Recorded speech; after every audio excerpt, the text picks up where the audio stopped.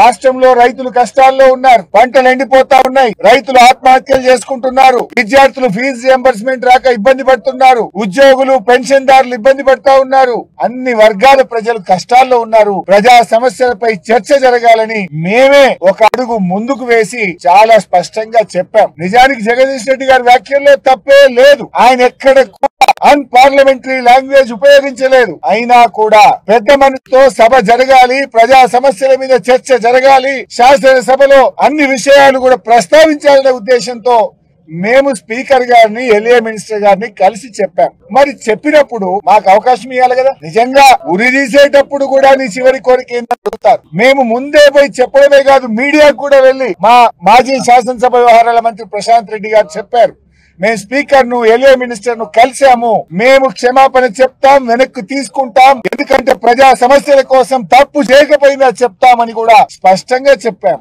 మీడియాకు చెప్పాం, LA minister చెప్పాం, స్పీకర్ గారు చెప్పాం. అంటే దీన్ని బట్టి ఏమర్థమైతుంది? పథకం ప్రకారంగా ముందే మీరందరూ కూడా అనుకోని బీఆర్ఎస్ పార్టీకి అవకాశం ఇవ్వకుండా, జగదీష్ రెడ్డి గారికి అవకాశం ఇవ్వకుండా ఒక కుట్రతో బీఆర్ఎస్ గొంతు నొక్కాలని, బీఆర్ఎస్ ప్రశ్నిస్తే, బీఆర్ఎస్ సభలో ఉంటే వాళ్ళ తప్పిదాలన్నీ బయటకు వస్తాయని ఉద్దేశపూర్వకంగా ఇలా జగదీష్ రెడ్డి గారిని సస్పెండ్ చేశారు.